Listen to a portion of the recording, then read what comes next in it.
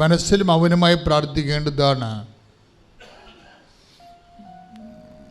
ഇവിടെ വിളിച്ചു പറയാത്ത രോഗങ്ങളെ ഓർത്ത് സമർപ്പിക്കേണ്ടതാണ്. അസ്ഥിയുരുക്കമുള്ളവർ, അറിയാതെ മൂത്രവും മലവും രക്തവും ഒക്കെ പോകുന്നവർ, സ്രാവരോഗികൾ, കൺട്രോളില്ലാതെ പോകുന്നവർ, അവരെല്ലാം അടിവയറ്റി കൈവച്ചുകൊണ്ട് കർത്താവിൻ്റെ കണ്ണീരോടെ അവിടെ സ്പർശിക്കാൻ വേണ്ടി പ്രാർത്ഥിക്കുക. മൂത്രത്തിന് പകരം പ്ലാസ്റ്റിക് ട്യൂബുകളൊക്കെ ഉപയോഗിക്കുന്നവർ, കിടപ്പിലായപ്പോൾ രോഗികളെ ഇപ്പോൾ ഓർത്ത് കർത്താവിൻ്റെ പരിശുദ്ധാമ്മയുടെ മാധ്യസ്ഥത്തിൽ ഈശോയ്ക്ക് കൈയേൽപ്പിക്കുക. കർത്താവേ, നിന്റെ വിശുദ്ധ പൗരോഹിത്യത്തെ നീ മഹത്വപ്പെടുത്തണമേ. കർത്താവേ, സഭയിലുള്ള സാന്നിധ്യം പ്രകടമാക്കണമേ. കണ്ണിന് കാഴ്ചക്കുറവുള്ളവരെ സ്പർശിക്കണമേ കർത്താവേ. മുടിക്കൊഴിഞ്ഞു പോകുന്നവരെ സ്പർശിക്കണം. ചെവിക്ക് കേൾവിക്കുറവുള്ളവരെ കർത്താവെ സ്പർശിക്കണമേ. ശരീരത്തിൻ്റെ വ്യത്യസ്തങ്ങളായ അവയവങ്ങൾക്ക് പ്രഷർ പോകുന്നവരെ, കുറയുന്നവരെ സ്പർശിക്കണമേ കർത്താവേ. കടുത്ത ഷുഗർ രോഗികളെയും പ്രഷർ രോഗികളെയും സ്പർശിക്കണമേ കർത്താവേ. ഉറക്കമില്ലാത്തവരെ സ്പർശിക്കണമേ കർത്താവേ. അടിപ്പിണർ പോലെ വൈദ്യാഘാത ദൈവികമായ ശക്തി മാരക രോഗങ്ങളെ എടുത്തു മാറ്റട്ടെ. ശ്രുതിക്കട്ടെ ഹല്ലേലൂയ.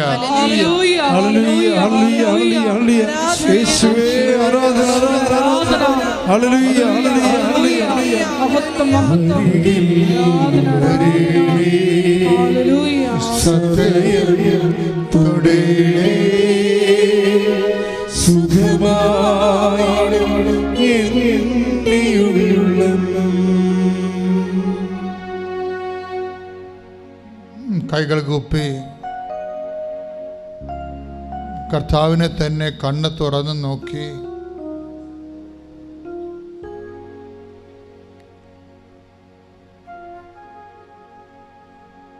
നിങ്ങളുടെ ജീവിതാവസ്ഥകളിലേക്ക് അമ്മമാതാവിൻ്റെ മാധ്യസ്ഥം യാചിച്ച് ഇവിടെയുള്ളവർ ഓൺലൈനിലുള്ളവർ ജാഗ്രത പാലിക്കുക.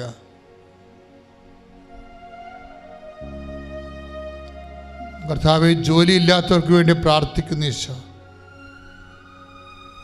കമ്പനിയിൽ നിന്ന് പിരിച്ചുവിടപ്പെട്ടവരെ, ഏജ് ഓവറായിപ്പോയതിൻ്റെ പേരിൽ തിരിച്ച് വിളിക്കാത്തവരെ, കർത്താവ് വിസയ്ക്കെടുത്ത് പോയിട്ട് വിസിറ്റിംഗ് വിസയ്ക്ക് പോയിട്ട് അവിടെ അകപ്പെട്ടു പോയവരെ, 3 പ്രാവശ്യം പുതുക്കിയതിന് ശേഷം ഇപ്പോൾ വീട്ടിൽ നിന്ന് കാശ് അയച്ചു കൊടുത്തുകൊണ്ട് ഭക്ഷണത്തിനുള്ള കാശ് വീട്ടിൽ നിന്ന് അയച്ചു കൊടുത്തുകൊണ്ട് ഇരിക്കുന്ന അവസ്ഥകൾ, കർത്താവ് ഈ സെപ്റ്റംബർ ഇൻടേക്കിന് കിട്ടാത്ത അഡ്മിഷൻസ്, ജനുവരി ഇൻടേക്കിലേക്ക് വെച്ചിരിക്കുന്നത് എല്ലാം സമർപ്പിക്കുന്ന കർത്താവേ.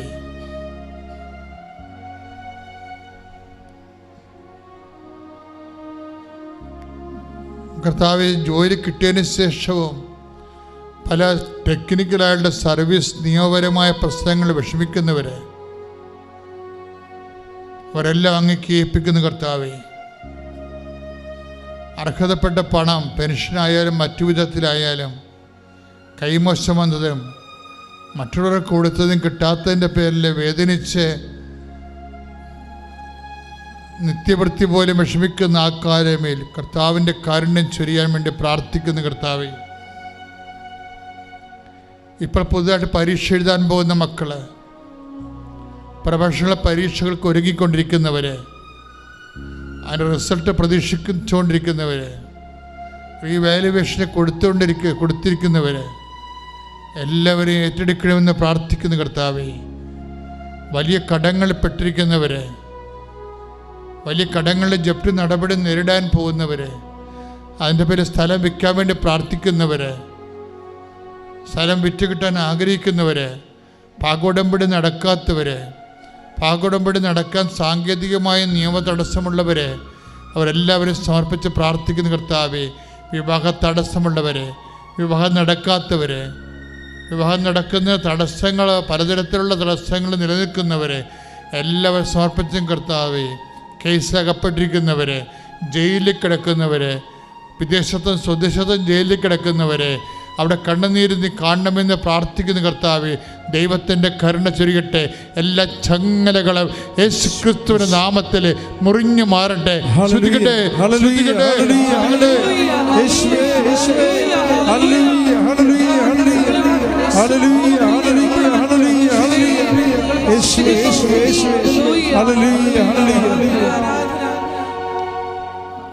മൗനമായി പ്രാർത്ഥിക്കേണ്ടതാണ്. ജീവിത ദുരിതങ്ങൾ, ജീവിത സഹനങ്ങൾ, സാങ്കേതിക കുരുക്കുകൾ എല്ലാം സമർപ്പിച്ച് മൗനമായി പ്രാർത്ഥിക്കേണ്ട സമയമാണ്. പരിശുദ്ധാത്മ നിങ്ങൾക്ക് വേണ്ടി മാധ്യസ്ഥം വഹിക്കുന്ന സമയമാണെന്ന് ഓർത്തുകൊണ്ട് വേണം പ്രാർത്ഥിക്കാൻ.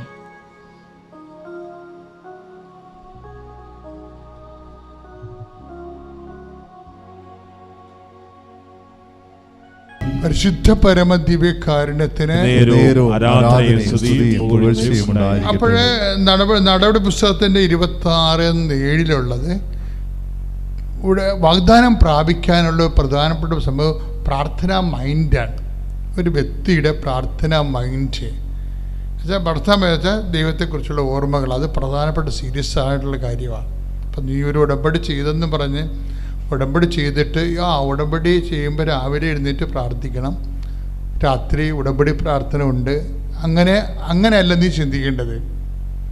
ഉടമ്പടി ചെയ്ത് ദൈവമായിട്ട് ഉടമ്പടി ചെയ്ത് കഴിഞ്ഞാൽ നിനക്ക് അവസരവും സ്വസ്ഥതയും സമാധാനവും അതിനുള്ള സൗകര്യമൊക്കെ കിട്ടുന്ന സമയത്തെല്ലാം ദൈവത്തെക്കുറിച്ച് ഓർക്കുകയും വചനത്തെ വല്ലാതെ സ്നേഹിക്കുകയും ചെയ്യണം.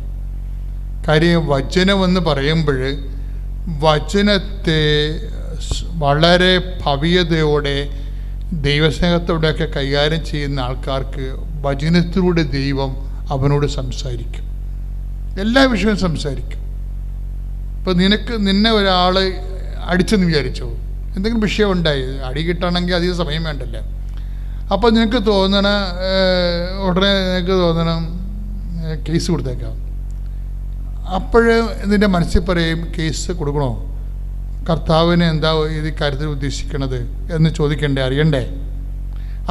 അതായത് നമ്മൾ ആധ്യാത്മിക മനുഷ്യർ, കർത്താവുമായിട്ട് ബന്ധമുള്ളവർ ഓരോ വിഷയത്തിനും ദൈവത്തെ അടിസ്ഥാനപ്പെടുത്തിയാണ് നമ്മൾ എപ്പോഴും ചിന്തിച്ചു പോകേണ്ടത്.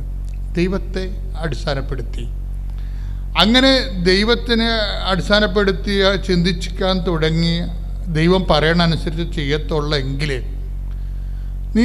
നീ കുറച്ച് കഴിയുമ്പോൾ ദൈവം തൻ്റെ വചനത്തിലൂടെ നിനക്ക് ക്ലൂ തരും, നീ എന്താ മൂവ് ചെയ്യേണ്ടത്. പിന്നെ സ്വപ്നത്തിലൊക്കെ സംസാരിക്കും. കഴിഞ്ഞ ദിവസങ്ങളിൽ ഒരു സാക്ഷ്യം ഉണ്ടായിരുന്നു, നല്ല ഒരു സാക്ഷ്യമാണ്. അതായത് ആ ചേച്ചി ഉടമ്പടി ചെയ്തപ്പോഴേ അമ്മ തന്നെ പറഞ്ഞു, അതായത് അവരുടെ പേര് ബെൻസി അങ്കമാലി. അതായത് ബെൻസി അങ്കമാലി USA അവർക്ക് വിസ ജോലിക്ക് പോകുന്നൊരു വിഷയമാണ്. കാരണം കുറേ പ്രശ്നങ്ങൾ അവർക്ക് വന്ന് അപ്പോൾ അവരൊന്ന് ഉടമ്പടി ചെയ്തപ്പോഴേ അമ്മ സ്വപ്നത്തിൽ അവരോട് പറഞ്ഞ് 87 വർക്ക് അറേഞ്ച്മെൻ്റ് എന്ന് പറഞ്ഞു. നമ്മൾ ഞെട്ടിപ്പോവും വിഷയങ്ങൾ കേട്ട് കഴിഞ്ഞാൽ. 87 അതായത് ലേബർ ലോ ചേഞ്ച് എന്ന് പറഞ്ഞു. അത് ഇവർക്കറിയത്തില്ല. ഇവള് വിചാരിച്ച് അപ്പം അമ്മയാണ് സ്വപ്നത്തിൽ വന്നതെന്ന് മനസ്സിലായി. പക്ഷെ അമ്മയുടെ രീതി എന്ന് പറഞ്ഞാൽ ആ പെർട്ടിക്കുലർ സബ്ജക്റ്റ് ഡീൽ ചെയ്യും. നമ്മളിതിപ്പോൾ ഉടമ്പടിയിൽ വന്നൊക്കെ മനസ്സിലായൊരു കാര്യം, ഉടമ്പടി സാക്ഷ്യങ്ങൾ കേൾക്കുമ്പോൾ നമുക്ക് മനസ്സിലാകണത്. കാര്യം എനിക്ക് നല്ലവണ്ണം അത് മനസ്സിലാകും. കാര്യം ഉടമ്പടി അമ്മ തരണ മുമ്പ് ഞാൻ ശുശ്രൂഷ ചെയ്തുകൊണ്ടിരുന്ന ആളാണ്. കാര്യം 1989 ശുശ്രൂഷ തുടങ്ങിയത്. 2004 അമ്മ പ്രത്യക്ഷപ്പെട്ടത്, 2015 നമുക്ക് ഉടമ്പടി കിട്ടിയത്. അത്രയും കാലത്തെ ശുശ്രൂഷയിൽ ഉണ്ടാകുന്ന അനുഭവങ്ങളൊക്കെ എനിക്കറിയാം.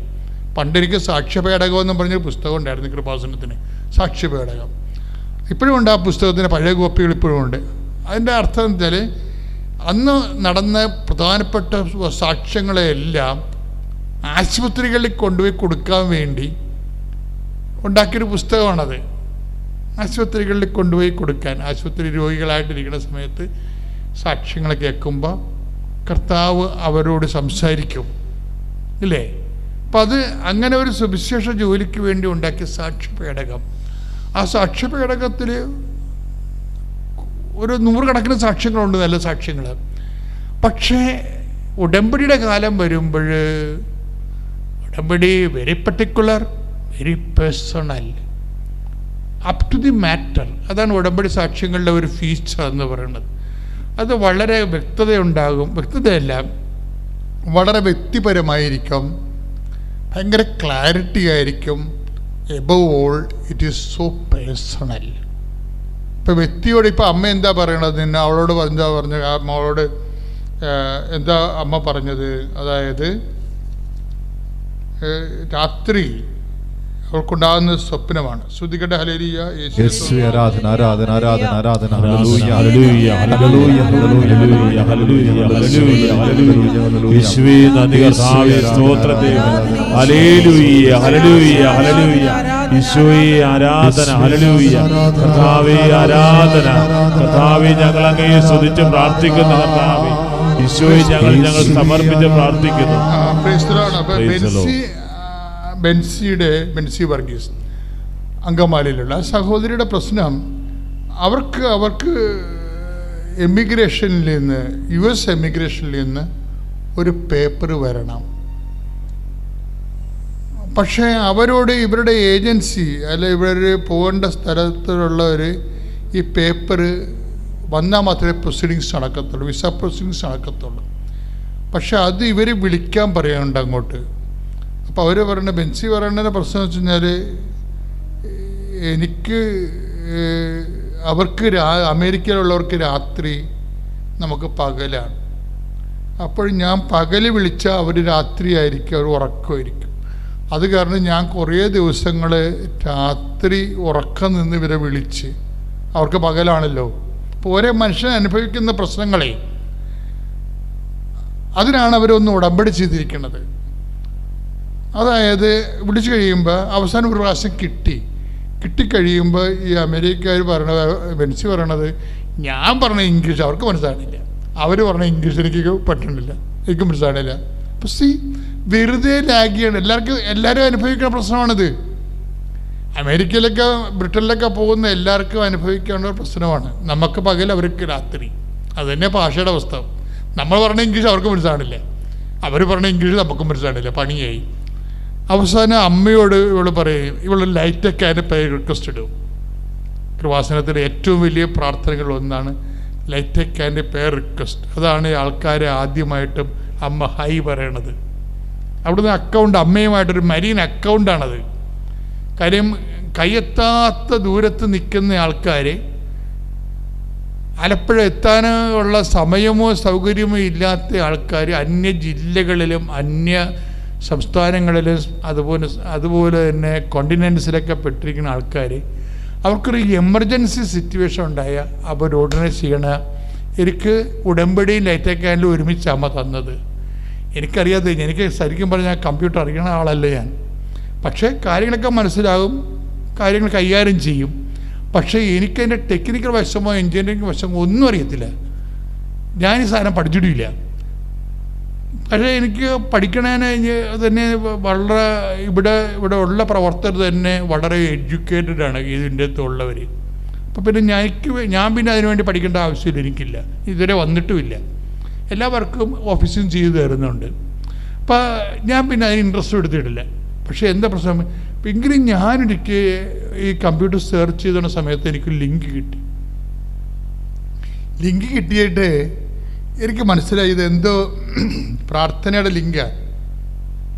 ഞാൻ ലിങ്ക് എടുത്തിട്ട് കമ്പ്യൂട്ടർ എഞ്ചിനീയർ എടുത്ത് പറഞ്ഞു, ഇത് എനിക്ക് ആൾക്കാരെ പ്രാർത്ഥിക്കുമ്പോൾ ഉടനെ തിരികെ എത്തണം മാതാവിൻ്റെ മുമ്പിൽ.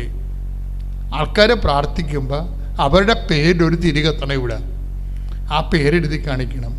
അതായത് ഞാൻ ഈ ഡിക്സൺ എന്ന് പറയുന്ന എൻ്റെ സഹോദരന് അങ്ങനെയാണ് കമ്പ്യൂട്ടർ കാര്യം ചെയ്യേണ്ടത്, എൻജിനീയറിങ് കാര്യം ചെയ്യണം. അദ്ദേഹത്തെ സമർപ്പ് ഞാൻ ജോമാല ചെയ്യും. കാരണം മാതാവ് ഞാൻ ഉദ്ദേശിച്ച കാര്യം അയാൾക്ക് പറഞ്ഞു കൊടുക്കണമെന്ന്, ഞാൻ ഉദ്ദേശിച്ച കാര്യം അയാൾക്ക് പറഞ്ഞു കൊടുക്കണമേ എന്ന്. കാര്യം അപ്പം അങ്ങനെയൊക്കെ അഭിഷേകം കിട്ടുമല്ലോ അതിൻ്റെ അകത്ത്. ഇപ്പം അങ്ങനെ പറഞ്ഞു. ഒരു ദിവസം കഴിഞ്ഞപ്പോൾ എന്നെ വിളിച്ച് പറഞ്ഞു, അച്ചായി നമുക്ക് ചെയ്യാമെന്ന് പറഞ്ഞു. അപ്പോൾ ഞാൻ എന്നിട്ട് ഈ ലൈറ്റ് ക്യാൻഡിൽ അടിക്കുമ്പോൾ അവരുടെ കാര്യങ്ങൾ പറയുമ്പോൾ അവരുടെ പേരും തിരിയുമായിട്ട് മാതാവിന് മുമ്പിൽ 10 മിനിറ്റ് കയറാം, 10 ദിവസം കത്തി നിൽക്കും. അപ്പോൾ ഞാനങ്ങനെ ഓർത്ത് ഇത് ചുമ്മാ ഒരു കമ്പ്യൂട്ടർ ടെക്നിക്കായിട്ട് ആൾക്കാർക്ക് തെറ്റിദ്ധരിക്കുമോ? ഞാൻ ഭയങ്കര ആവേശത്തിലാണ് അമ്മ എനിക്ക് അഭിഷേകം തന്നിട്ട് ഞാൻ പറയണത്. ഇത് ചുമ്മാ ഇങ്ങനെ കമ്പ്യൂട്ടറെ കുത്തി പേരിട്ട് കഴിഞ്ഞാൽ ഉടനെ തിരി തെളിയുമ്പോൾ ഉടനെ ദൈവം കേൾക്കുക എന്ന് ആരെങ്കിലും യുക്തിവാദം ചിന്തിച്ചാൽ എന്ത് ചെയ്യും? ഞാൻ ഈ വിഷയം അമ്മയോട് പറയാം, അമ്മേ ആൾക്കാർ തെറ്റിദ്ധരിക്കാൻ സാധ്യതയുണ്ട്. കാര്യം തിരി കത്തിക്കുമ്പോൾ ഇതൊരു കമ്പ്യൂട്ടർ കളി പോലെ വരുക, മൊത്തം കളിയാണല്ല. അങ്ങനെ വന്നു കഴിഞ്ഞാൽ നമ്മുടെ സത്യാവസ്ഥകളെ ചോദ്യം ചെയ്യപ്പെടും. അതെനിക്ക് സങ്കടമാണ്. അപ്പോൾ ഞാൻ അമ്മയോട് എന്ത് എൻ്റെ മനസ്സിലുണ്ടാകണം എല്ലാം ഞാൻ അതുപോലെ പറയും. നിങ്ങൾ എൻ്റെ ഈ പ്രസംഗം കേൾക്കുമ്പോൾ നിങ്ങളും ഇതുപോലെ ഈ ഫോർമാറ്റിലായിട്ട് പ്രയർ കമ്മ്യൂണിക്കേഷൻ കൊണ്ടുവരണം. കാര്യം നമ്മൾക്ക് എന്തായാലും അമ്മയോട് ഉള്ളതുപോലെ അങ്ങോട്ട് നമുക്കറിയാവുന്ന ഭാഷ കൺവേ ചെയ്യണം. അത് ഭയങ്കരമായ മറുപടി ഉണ്ടാവും. കാര്യം നമ്മുടെ ജീവിതം കറക്റ്റാണെന്നുണ്ടെങ്കിൽ ഇതൊക്കെ കൃത്യമായിട്ട് മറുപടി പറഞ്ഞുകൊണ്ടിരിക്കും ദൈവം. അപ്പോൾ എന്താ പ്രശ്നം വെച്ച് കഴിഞ്ഞാൽ ജീവിതം കറക്റ്റെന്ന് ഞാൻ പറയുന്നത് കാശ് നമുക്കും തെറ്റിപ്പോകും, അതല്ല പ്രശ്നം. ബോധപൂർവം നമ്മളെ തെറ്റിലേക്ക് വീഴാത്ത ശ്രദ്ധ ഉണ്ടാക്കണം. മനുഷ്യന്മാരാണ് ചിലപ്പോൾ അറിഞ്ഞും അറിയാതെയൊക്കെ കുറേ തെറ്റുകളൊക്കെ ഉണ്ട്. അറിയാതെ തെറ്റുണ്ടായാൽ പോലും ശിക്ഷിക്കുമെന്ന് വചനം പറഞ്ഞിട്ടുണ്ട്. 19-ാം സങ്കീർത്തനത്തിൽ പറഞ്ഞിട്ടുണ്ട്, എൻ്റെ അറിയാത്ത തെറ്റുകൾ എന്നോട് ക്ഷമിക്കണമേ. അപ്പോൾ അറിയാത്ത തെറ്റുകളുണ്ട്. അറിയാത്ത കൊണ്ടല്ലേ എന്ന് പറഞ്ഞിട്ട് കാര്യമില്ല. കാര്യം ഈ മനുഷ്യത്വത്തിൻ്റെ ആ കോൺഷ്യസിൽ ദൈവം തെറ്റും ശരിയും എല്ലാം നേരത്തെ കൊടുത്തിട്ടുണ്ട്. അതിന് ജാതിയും മതവും ഇതൊന്നുമില്ല. തെറ്റിനും ശരിക്കും എല്ലാ മനുഷ്യന്മാർക്കും അതല്ലേ മനസ്സാക്ഷി തന്നെയാണ് അവരുടെ നിയമം എന്നൊക്കെ സെൻറ്റ് പോൾ പറഞ്ഞ എന്താണ്? നിയമം ലഭിച്ചിട്ടില്ലെങ്കിൽ വിജാതീയരായ അക്രൈസ്തവരായ സഹോദരങ്ങൾക്ക് അവരുടെ മനസ്സാക്ഷി തന്നെയാണ് നിയമമെന്ന് പറയും. ക്രിസ്തുവിനെ കണ്ടെത്തുന്നവരെ ക്രിസ്തുവാണ് മനുഷ്യത്വത്തിന് എത്തിച്ചേരാവുന്ന ഏറ്റവും വലിയ റിവൈസ്ഡ് ആയിട്ടുള്ള ഏറ്റവും വലിയ ഫോം. അപ്പം അതുകൊണ്ട് എൻ്റെ സഹോദരങ്ങളെ കൊളോക്കിയൽ കമ്മ്യൂണിക്കേഷൻസ് ഭയങ്കര പേഴ്സണൽ ബന്ധത്തിൻ്റെ ഭാഗമാണ്. അപ്പോൾ ഞാൻ അമ്മയോട് പറഞ്ഞു, അമ്മ ഇതൊക്കെ ടെക്നിക്ക് പ്രെയറായിട്ട് ആൾക്കാർക്ക് തോന്നും. കാര്യങ്ങൾ ശരിയാണ്, ഭയങ്കര അവിടെ അഭിഷേകം കിട്ടുന്നുണ്ട്. അപ്പോൾ അമ്മ എന്നോട് അന്ന് പറഞ്ഞത് എന്താണെന്ന് അറിയാമോ? അതായത് അമ്മേൻ്റെ മനസ്സിൽ തന്നിരിക്കുന്ന ചിന്തയെന്ന് പറയണത് ചിന്തയല്ല, ബോധ്യം. കാര്യം നമുക്ക് ചിന്തയായിട്ടല്ല വരണത്, എപ്പോഴും ബോധ്യമായിട്ടാണ് വരണത്. ദൈവത്തിൻ്റെ എല്ലാ കാര്യങ്ങളും ബോധ്യം, അങ്ങോട്ടും ഇങ്ങോട്ടും അതായിരിക്കുമോ ഇതായിരിക്കുമോ അങ്ങനെയൊക്കെ തോന്നിയതാണോ അല്ലാണോ അങ്ങനെ ഇങ്ങനെ അഴകുഴമ്പം പരിപാടിയൊന്നുമില്ല. നമുക്കുള്ള കൺവിക്ഷനാണ്, ഫേം കൺവിഷൻ. ദൈവമായിട്ടുള്ള ഇൻട്രാക്ഷനിൽ നമുക്ക് ലഭിക്കുന്നത് ഫേം കൺവിഷനാണ്. എന്നുവെച്ചാൽ കറ കളഞ്ഞ ബോധ്യം കിട്ടും. ഇപ്പം അമ്മ എന്നോട് പറഞ്ഞെന്താ പറയാവോ? എടാ അത് എന്ന് വെച്ചാൽ കൃപാസനത്തിൻ്റെ വർഷങ്ങളായിട്ടുള്ള പ്രാർത്ഥനകൾ അതാണ് ഇതിൻ്റെ ആസ്തി. അയ്യോ, അത് കേട്ടോടുകൂടിയാണ് ഞാൻ ഞെട്ടിപ്പോയി, സന്തോഷമായി. അതായത് കൃപാസനത്തിൽ നീ ബ്ലെസ്സിങ്സ്, നീ അഭിഷേകം മേടിച്ചതിന് ശേഷം ഇന്ന് വരെ ജനങ്ങളെ കൊണ്ട് പ്രാർത്ഥിപ്പിച്ചിരിക്കുന്നത്. അപ്പോൾ അഖണ്ഡ ജപമാലയല്ല ഇവിടെ നിന്നല്ലേ പറഞ്ഞത്. ഇപ്പം അഖണ്ഡ ജപമാല ചെല്ലുന്ന ഒരു വ്യവസായൻ ഇവിടെ കൊണ്ടുവന്നിട്ട് വർഷങ്ങളോളം രാത്രിയും പകലും ജപമാല ഉണ്ടായിരുന്ന അത് കൃപാസനത്തിൻ്റെ ആധ്യാത്മിക ആസ്തിയാണ്. കടലോരത്ത് 10 കൊല്ലം കടലിൽ കൺവെൻഷൻ നടത്തി. അപ്പോൾ എനിക്ക് വണ്ടി നന്നായിട്ട് ഓടിക്കാൻ അറിയാം. റോഡിലൂടെയൊക്കെ ഞാൻ വണ്ടി ഓടിച്ചു പോകുന്നതാണ് ഈ ലേണേഴ്സിൻ്റെ പിൻബലത്തിൽ. പക്ഷേ അവിടെ അവർ തരുന്ന വണ്ടിയിൽ എനിക്ക് ആ കമ്പികൾക്കിടയിൽ കൂടെ ഓടിച്ചു പോകാൻ സാധിച്ചിരുന്നില്ല. ഒറ്റ പ്രാവശ്യം പോലും ഒരു തവണ പോലും അതൊന്ന് പൂർത്തിയാക്കാനോ ഒന്നും എനിക്ക് സാധിക്കുമായിരുന്നില്ല. അതുകൊണ്ട് തന്നെ അവിടുന്ന് പഠനം 1 മാസത്തോളം നീണ്ട പ്രാക്ടീസ് എടുക്കണം എന്നൊക്കെ അദ്ദേഹം എന്നെ നിർബന്ധിക്കുകയും വലിയൊരു തുക ഫീസായിട്ട് ആവശ്യപ്പെടുകയും ചെയ്തു. അപ്പോൾ അതിന് സാധ്യമല്ലാത്തത് കൊണ്ട് എനിക്കതിന് മനസ്സ് വന്നില്ല. ഞാൻ പഠിക്കുന്നില്ല എന്ന് പറഞ്ഞപ്പോൾ അദ്ദേഹം 2 കൈയും ഉയർത്തി ശപിക്കുന്ന മാതിരി ശരിക്കും ശപിക്കുകയായിരുന്നു. ഇയാൾ ഒരിക്കലും എട്ടെടുക്കത്തില്ല, ലൈസൻസും നേടത്തില്ല, വണ്ടി ഓടിക്കുകയുമില്ല. ഞാനാ പറയുന്നത്, ഇയാൾ ഒരിക്കലും എട്ടെടുക്കത്തില്ല, നോക്കിക്കോ എന്നിങ്ങനെ എന്നോട് പറഞ്ഞു. അത് വളരെ എന്നെ സംബന്ധിച്ചിടത്തോളം വളരെ വേദനാജനകമായി ആ വാക്കുകൾ. അതിനുശേഷം അവിടുന്ന് പോന്നെങ്കിലും മറ്റൊരു കൊല്ലത്തുള്ള ഒരു ഡ്രൈവിംഗ് സ്കൂളുമായിട്ട് ബന്ധപ്പെട്ടു. അവിടെയും ഒരു ദിവസം ഞാനൊന്ന് പ്രാക്ടീസ് ചെയ്തു നോക്കി. അവിടെയും എനിക്ക് സാധിക്കുമായിരുന്നില്ല. അത് കഴിഞ്ഞ് ഞങ്ങൾ അവിടുന്ന് താമസം മാറി വന്ന കായംകുളം അടുത്തൊരു സ്ഥലത്ത് ഞങ്ങൾ താമസം മാറി. അവിടെ വന്നപ്പോൾ എൻ്റെ ജീവിത പങ്കാളി പറഞ്ഞു, നീ ഇവിടെ പരിശ്രമിക്ക്, അവിടെ ഒരു ഡ്രൈവിംഗ് സ്കൂളുണ്ട്, അവിടെ നീ ഒന്ന് സമീപിക്ക് എന്ന് പറഞ്ഞു. ഈ കടമ്പയൊന്ന് കടന്നു കിട്ടാൻ വേണ്ടി അദ്ദേഹത്തിൻ്റെ വാക്കനുസരിച്ച് ഞാൻ അവിടെ പോയി സംസാരിക്കുകയും ആ പുള്ളിക്കാരൻ എന്നെ പ്രാക്ടീസിനായിട്ട് വിളിക്കുകയും ചെയ്തു. 2 ദിവസം ഞാൻ പ്രാക്ടീസിന് പോയി. എനിക്ക് സാധിക്കുന്നില്ല. ഒരു തവണ പോലും അത് കാലുകുത്താതെയോ ഉരുണ്ട് വീഴാതെയോ തെറ്റിക്കാതെയോ എടുക്കാൻ എനിക്ക് പറ്റിയിരുന്നില്ല. അപ്പോൾ 2 ദിവസം കഴിഞ്ഞപ്പം എനിക്ക് കോവിഡ് പിടിപെട്ടു.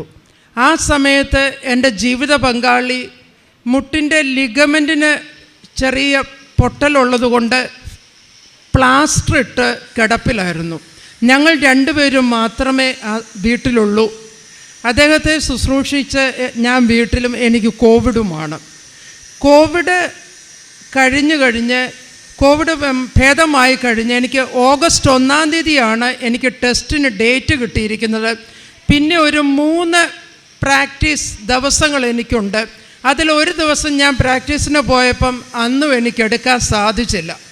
ഞാൻ മടങ്ങി വന്നു കഴിഞ്ഞപ്പം എനിക്ക് തോന്നി ആ സാർ എന്നെ ശപിച്ചതുപോലൊക്കെ തന്നെയായിരിക്കും, എനിക്ക് ഒരിക്കലും അതെടുക്കാൻ സാധിക്കത്തില്ലായിരിക്കും.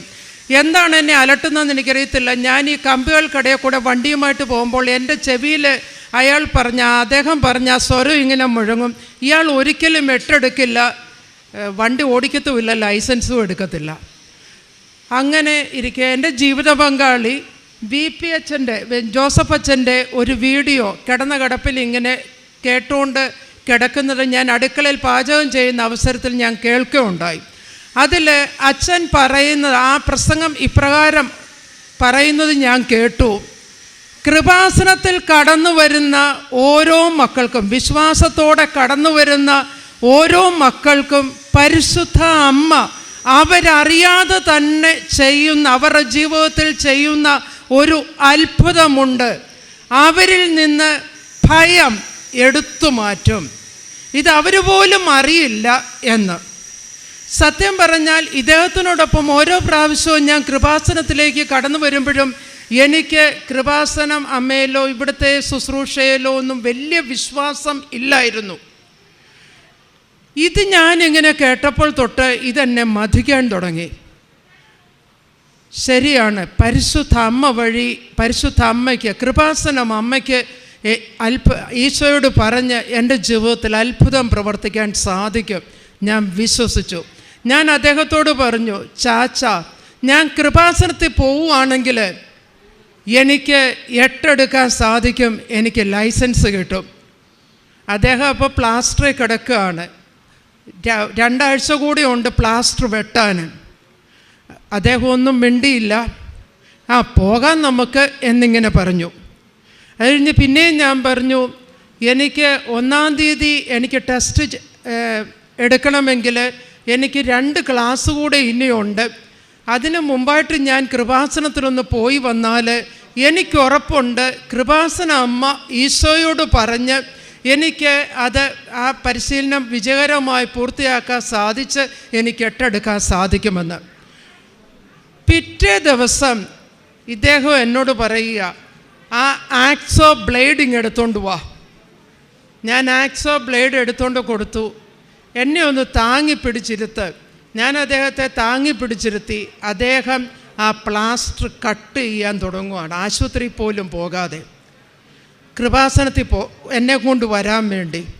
അപ്പം ഞാനും കൂടെ സഹായിച്ച് ഞങ്ങൾ ആ പ്ലാസ്റ്റർ കട്ട് ചെയ്തു. കട്ട് ചെയ്ത് കഴിഞ്ഞ് അദ്ദേഹത്തിന് കാലനക്കാൻ വയ്യ, വേദനയുണ്ട്, എല്ലാമുണ്ട്. എങ്കിലും എന്നോട് പറഞ്ഞു, എവിടുന്നെങ്കിലും അല്പം തൊട്ടാവാടി പറിച്ചുകൊണ്ട് പോവാം.